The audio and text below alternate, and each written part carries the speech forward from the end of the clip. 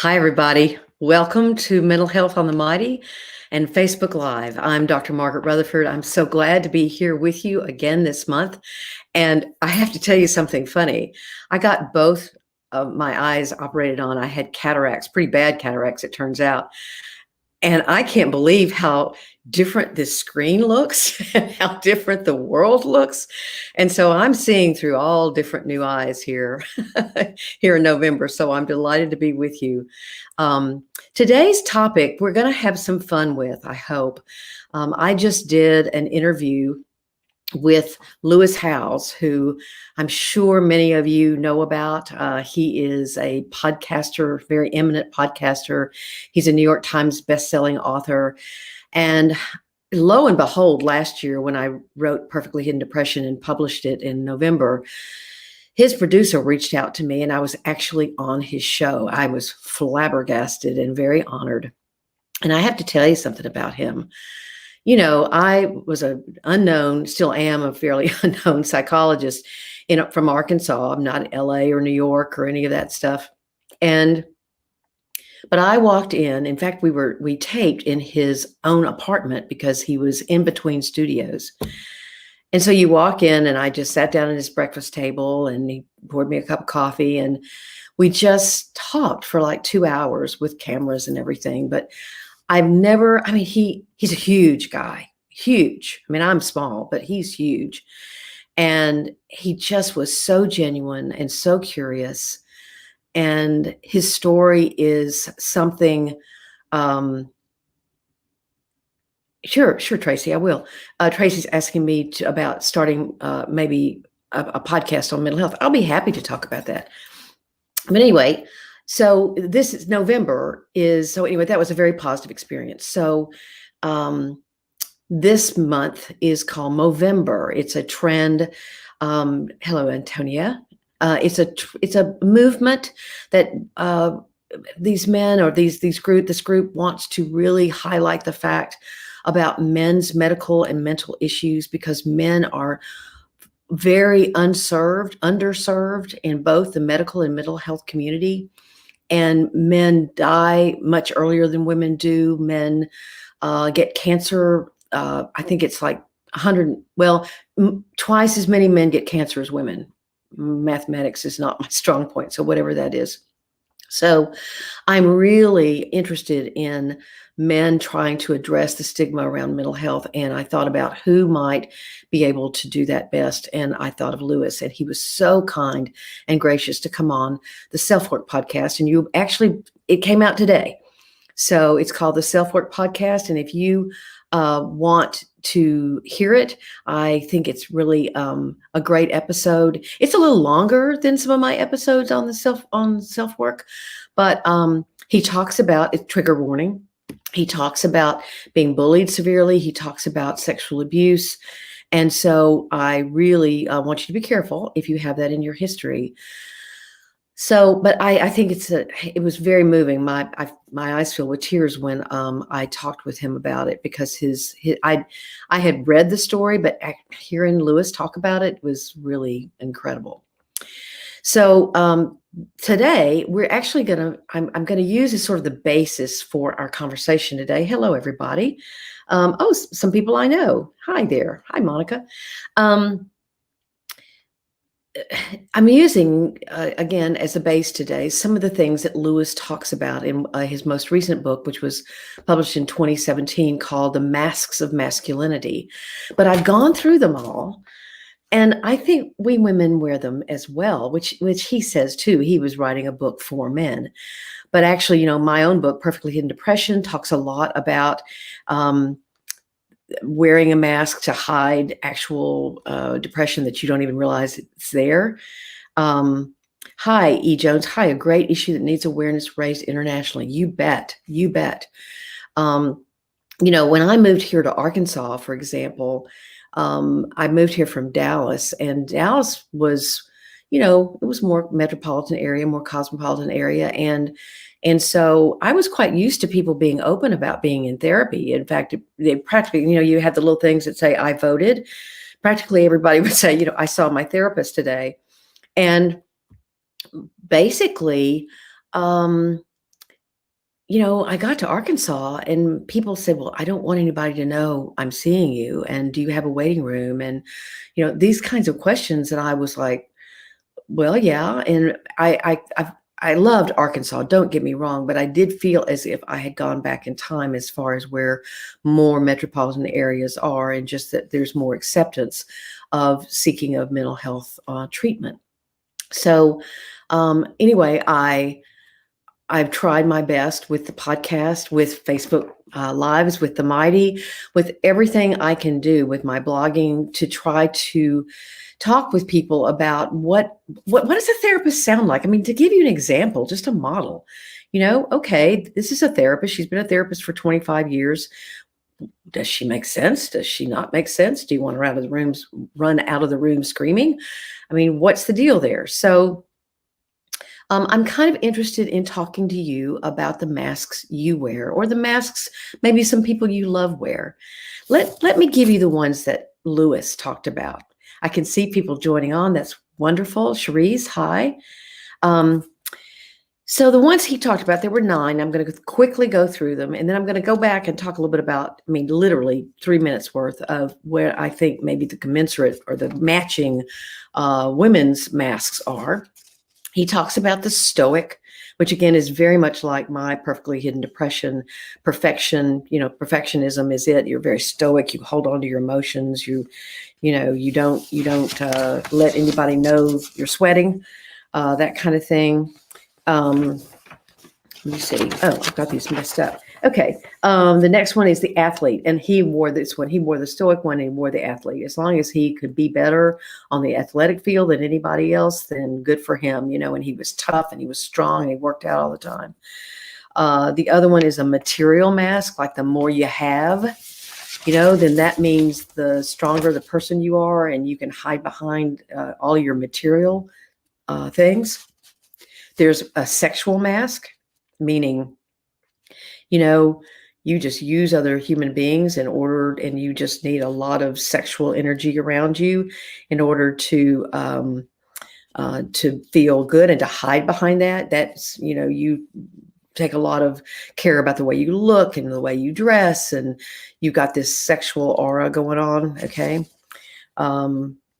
Anyway, that's one of them. There's an aggressive mask. You just got to beat the what out of anybody that bothers you, or you just act very aggressively and very mean and very tough. There's the Joker. He used the thing Robin Williams. The example of Robin Williams, where and I saw Steve. Oh, his name just went out of my head. Anyway, I'll come to it. Anyway, a well-known comedian, Steve, and give me his name. Y'all all know him. White hair, banjo. Anyway, came on a late night show, and I thought, oh my gosh, I wonder if he just always thinks he has to be funny. When can he let down? Then there's the invincible mask, where, you just are very powerful and you don't let anybody know that you actually fear any kind of struggle. There's the know-it-all mask, where you're really, you got to look like you're right all the time. Steve Martin. Thank you, Antonia. Appreciate it. And then there's the alpha male that he talked about a lot, and that's it. So I went back kind of for fun. Hello, Beth, Maureen, Monica, Antonia, Beth, Owais. Oh, hi from Pakistan. Hi.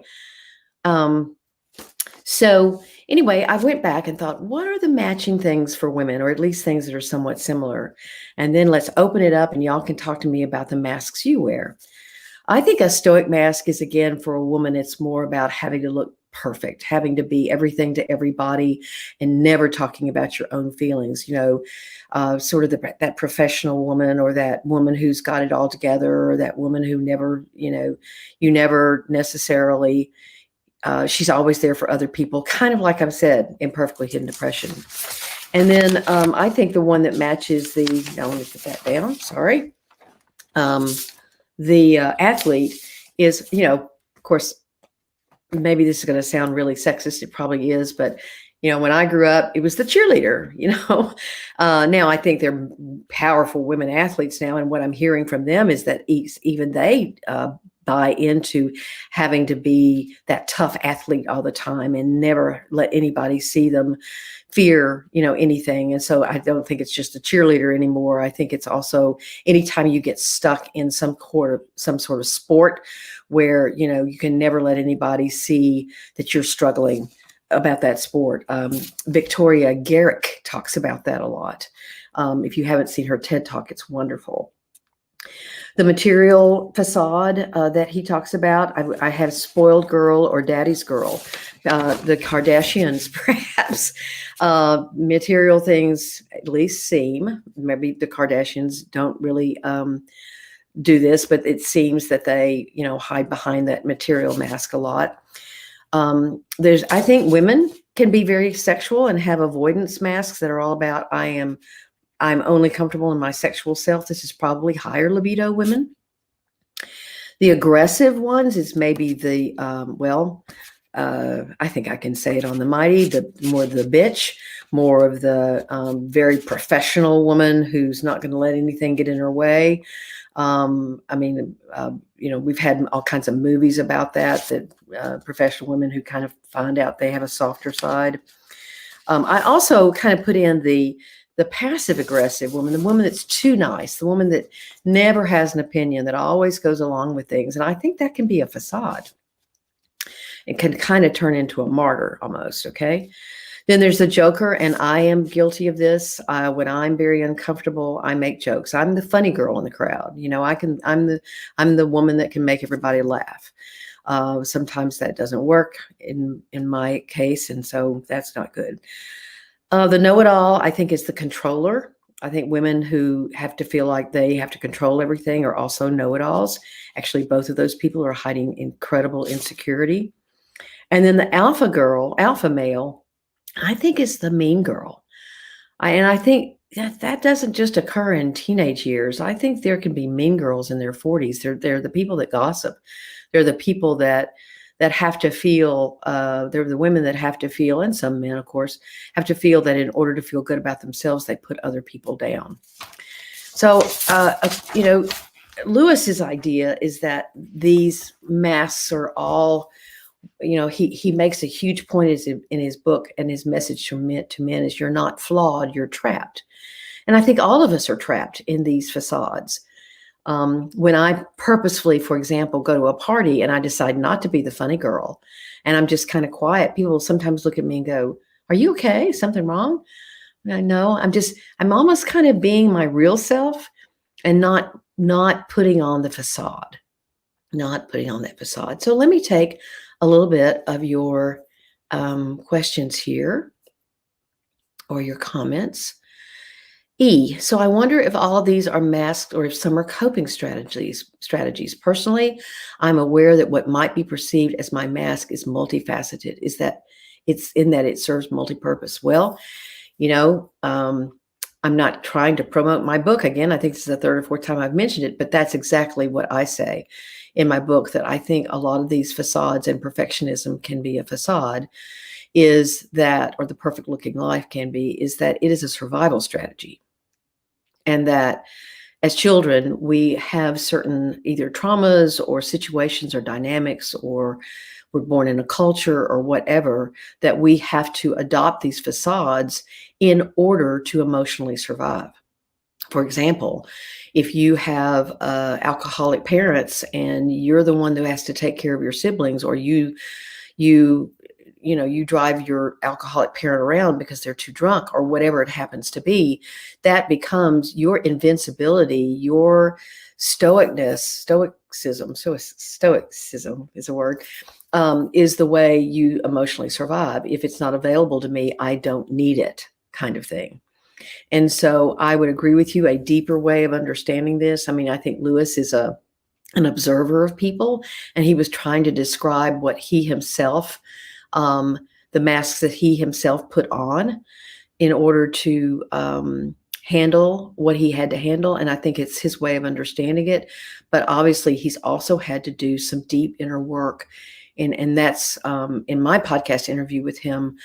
That's what he talks about, how he took the very frightening step of taking off that, especially that stoic mask. Great question, E. Hello from New York. And a caregiver. You're exactly right. A caregiver is a mask or a facade. My whole purpose in life is to take care of other people. There was an old book about that, Lisa, called Women Who Love Too Much.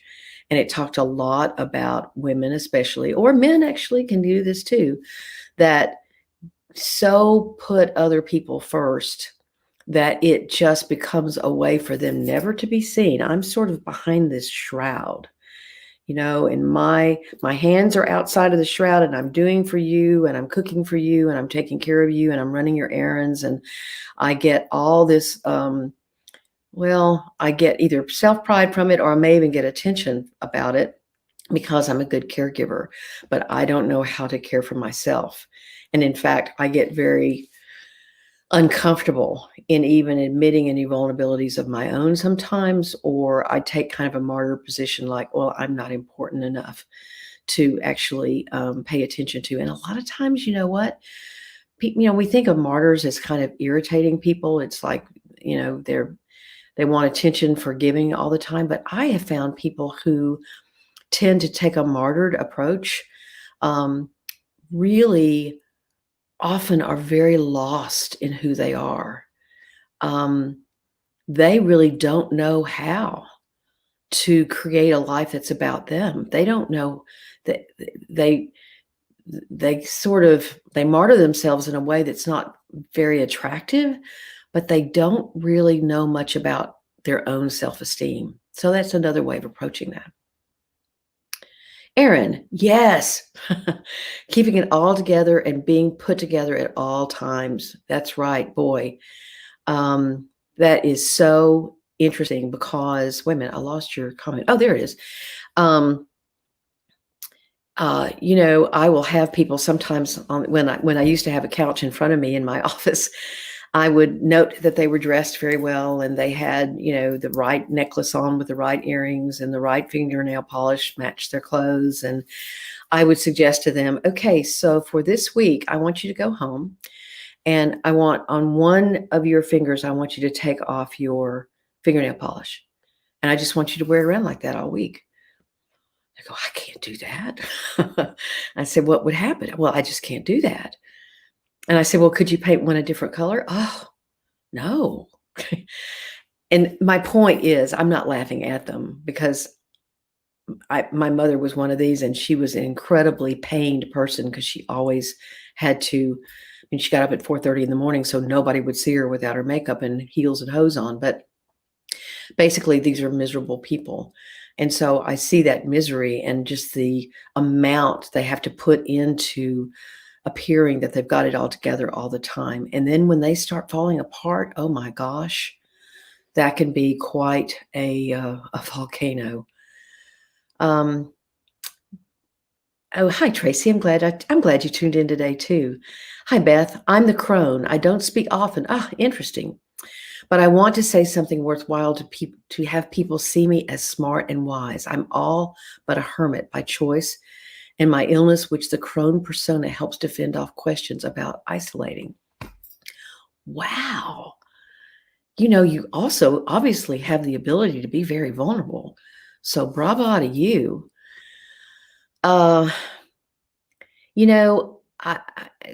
What I think, I've never heard of the crone persona. I've heard of the hermit as a kind of a part of a designation of someone, of a way that they can sort of isolate themselves. But the crone persona, that is so interesting to me. New term for me. So when you speak, you want the whole world to kind of stop and listen. And I had a patient like this, come to think of it. She talked to me about how when she was in a committee meeting, for example, she gave a lot to the community. She was very involved in the community, but she would wait until this sort of moment when no one said anything, and she would have written down some notes, and then she would summarize what everyone had said and then add things in. And the room would kind of get quiet, and inevitably somebody would say, wow, that was really good. But, that may sound good, and it's if that's her job to organize the conversation and all of that's wonderful. But what about spontaneity? What about being part of the team? What about not necessarily having to be seen as the person who's always the smartest or the wisest, but taking that pressure off and just saying, gosh, let me just throw my 2 bits in. And sometimes I'll say to patients, I'm not really sure what this is going to sound like when I say it, but I'm still just want to, let's both of us figure out whether it makes any sense. It's on my mind, so I'm going to say it. And it often leads to a discussion. They'll go, well, no, that didn't feel quite right. And I said, it didn't feel quite right to me either. Let's go in another way. Or it did feel like it was accurate. So if you have that kind of humility, or you don't need to look right, it's so freeing. You might still be the person who waits and summarizes and people go, wow, thank you so much. That was really helpful. But it's interesting to me how you use the crone to sort of isolate. Oh, I'm not much of a people person. That is fascinating. I'm going to have to think more about that. I'm really going to write that down after this because I've never seen that before. Thank you for checking that out. Cherise, Mayor was wrong. I don't know what that. Wow, women who love too much. Oldie, but still a goodie. Well, still, I'm an oldie and a goodie. I hope I'm a goodie.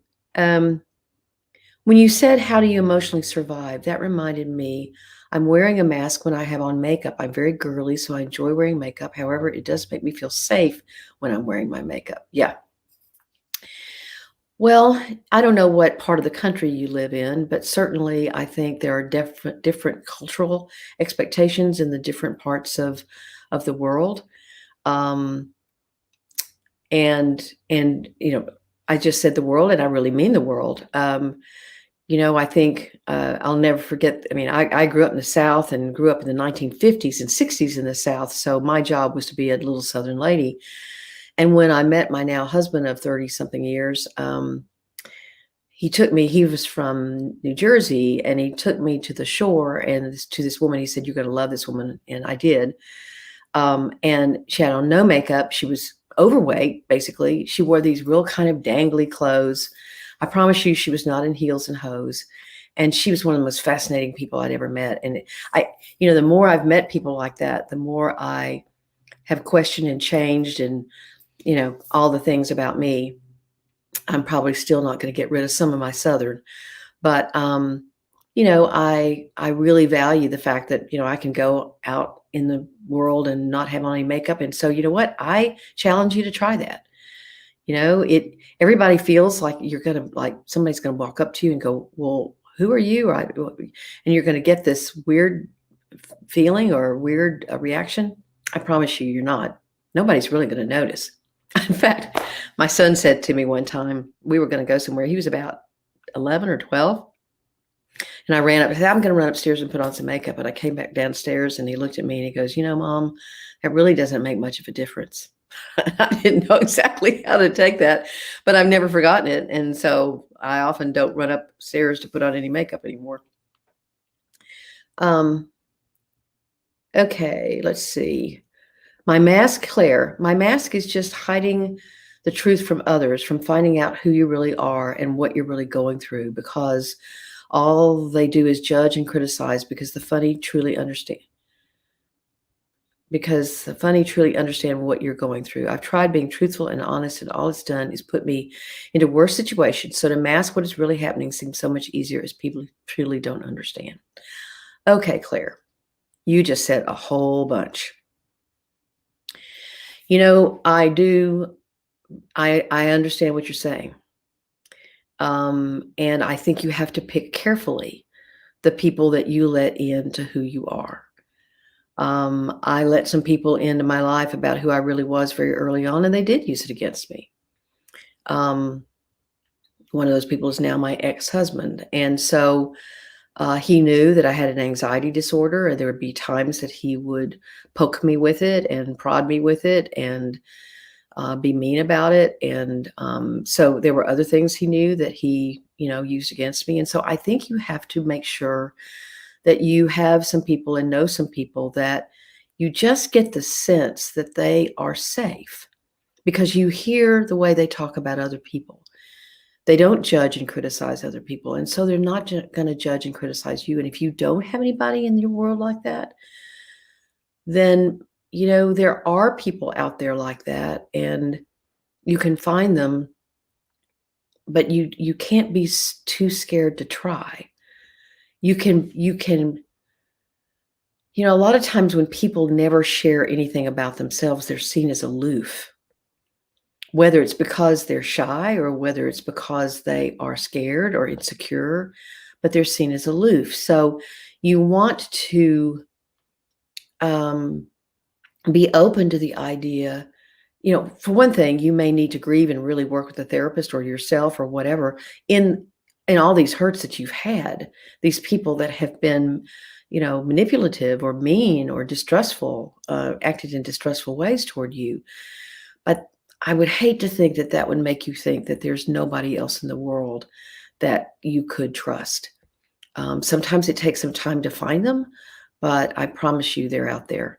Again, talking about me a lot today, sorry. 30 years ago, when we moved to Arkansas, and I kind of lost a lot of the friends that I had in Texas, my husband looked at me and said, "But they weren't really very good friends of yours." And I said, "Why not?" He goes, "Because you did most of the giving." And it's been very interesting to me that now that I've changed and made friends here in Arkansas, I don't do most of the giving anymore. In fact, I receive a lot. So sometimes you have to look for different things in different people. Okay. Claire, you succeed more wearing a mask than people knowing the real you. Oh, interesting. Well, I think that's what your fear tells you.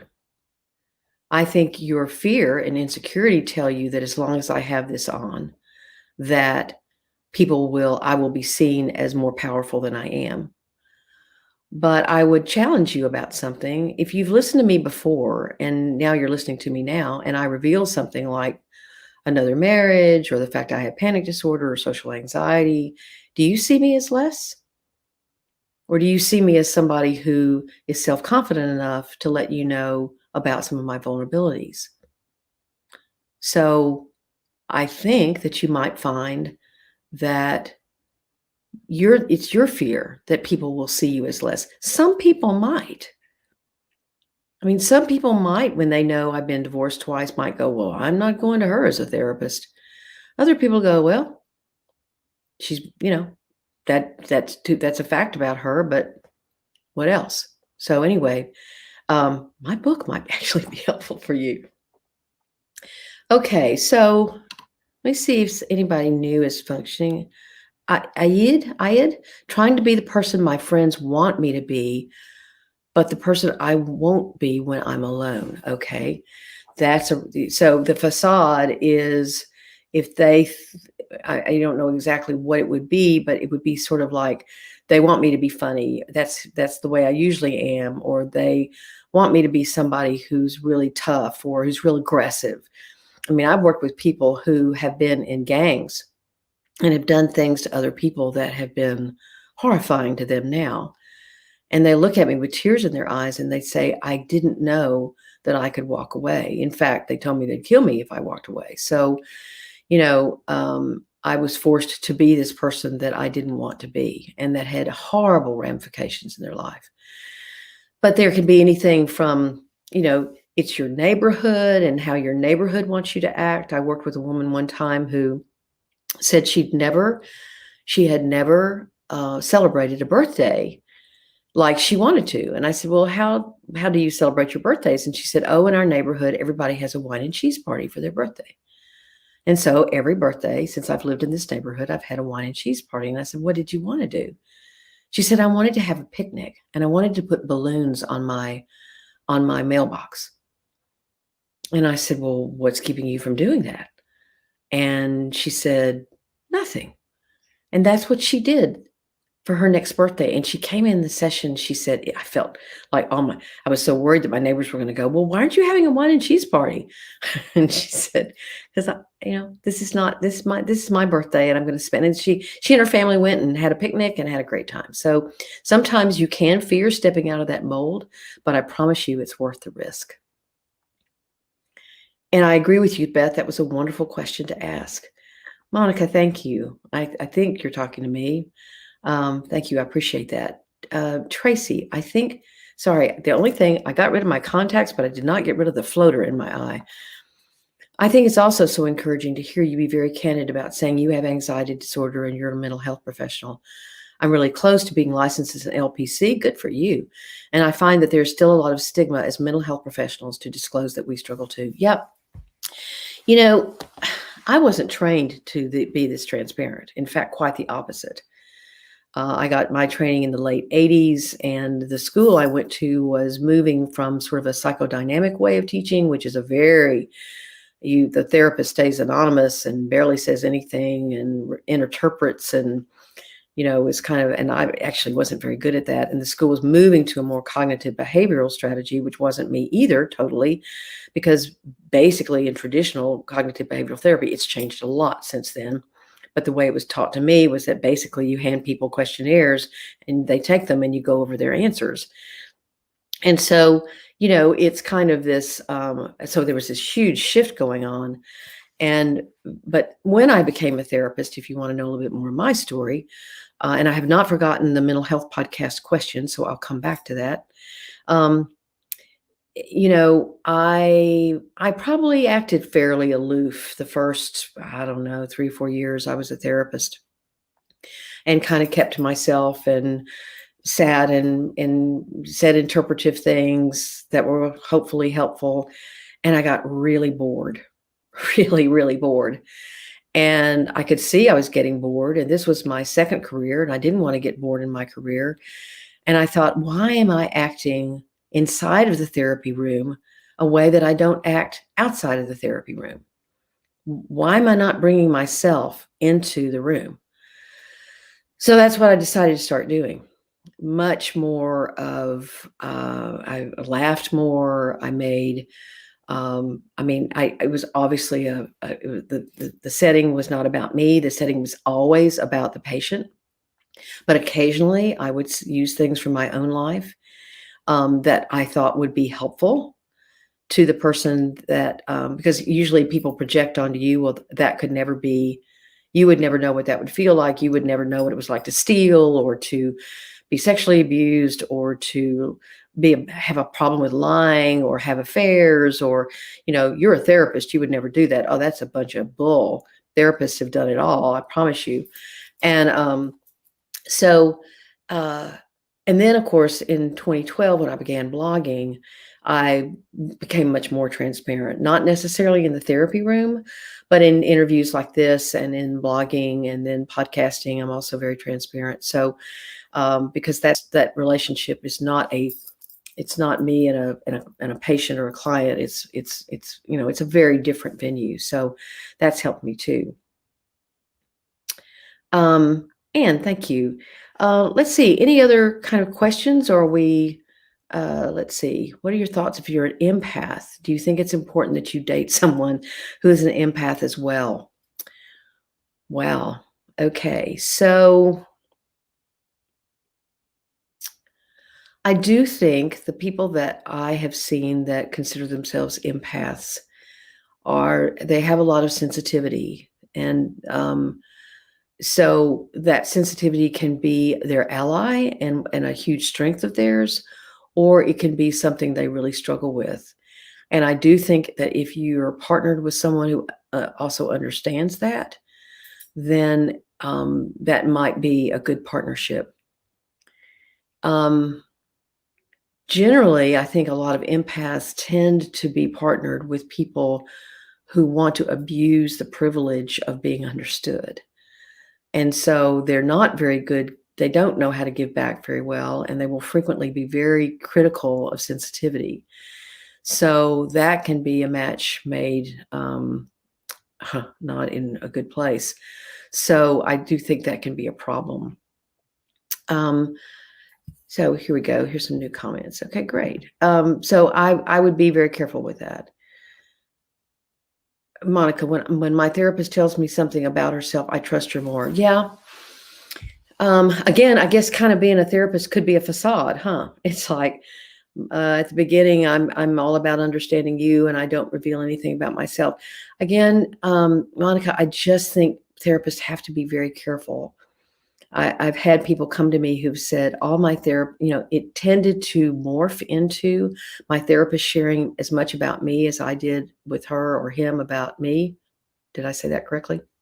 And so that is a dangerous, in fact, that's not doing therapy anymore. That's the relationship has become a friendship, not a therapy, no, not a therapeutic relationship.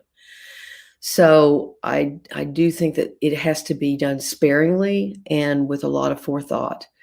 Now, in a small town, that can be tough because people knew where my child went to school. They knew the neighborhood in which I lived. They knew a lot of things about me that in a metropolitan area they wouldn't know, and they might make assumptions about me because of that. But and you meet people at restaurants and out in the street and everything, so it's far different. But a therapeutic relationship is not a friendship. So let me answer the question about a mental health podcast or just a podcast in general, if y'all would be interested. I knew nothing about podcasting. I actually started it because I had been told by a lot of publishing houses that they wouldn't buy my book because I didn't have enough of a platform. But I also have never been about, which means I couldn't reach enough people by myself. But I didn't want to fill my life with a bunch of stuff to do that I didn't find meaning in. And I listened to some podcasts and I thought, I think I would find meaning in that. So I took a course from Cliff Ravenscraft about actually how to buy a recording equipment and how to use it. And he didn't really help with content, but he helped with trying to understand,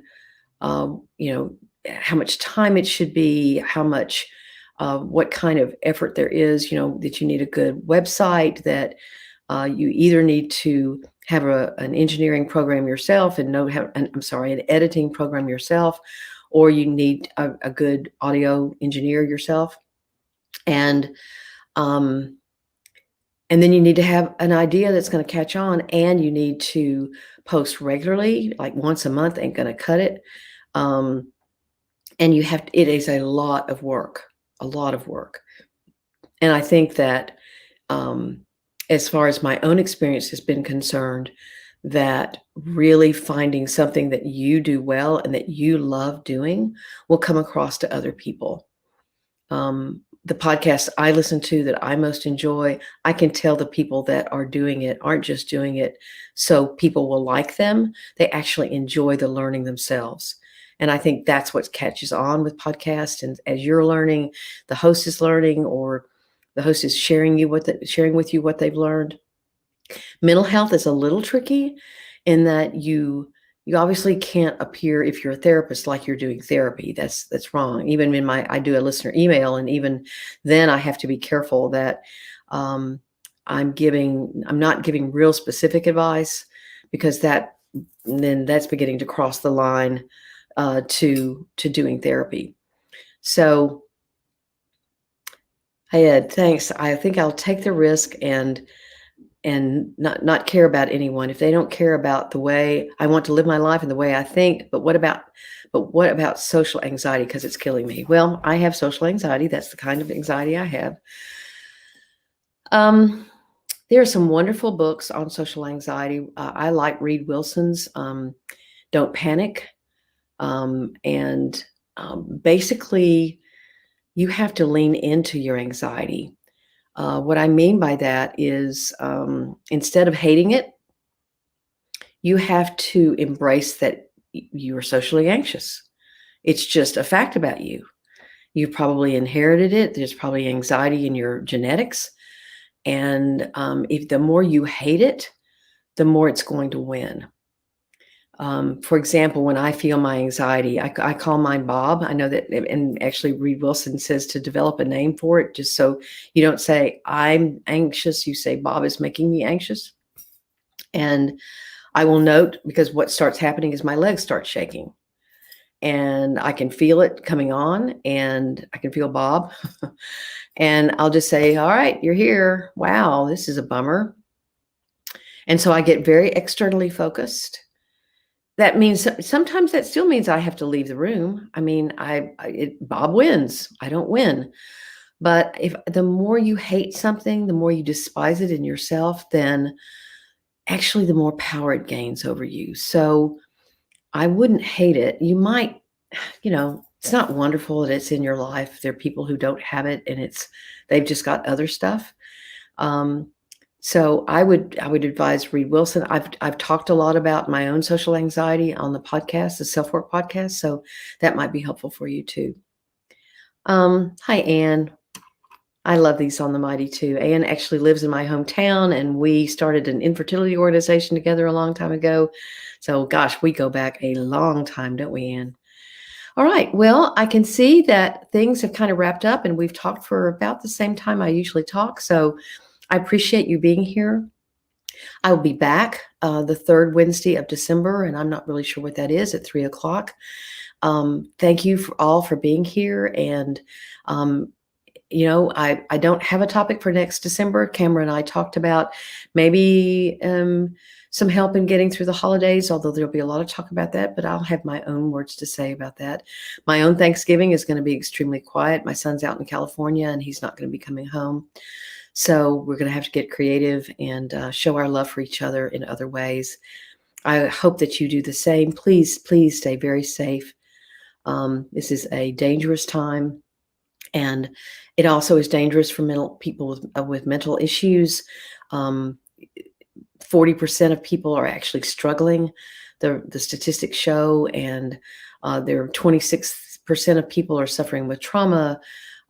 Substance abuse is going up, and actually 11% of of the group studied, and that was mostly essential workers, and unpaid caregivers, younger adults, and what was the other group? Minorities and ethnic and racial minorities. 11% of those people have thought about suicide in the last few months. So please, please, please take care of yourself. Show others that you care about them. That's all we can do. So I'll see you next month. Thank you so much for being here. I'm Dr. Margaret. Take care.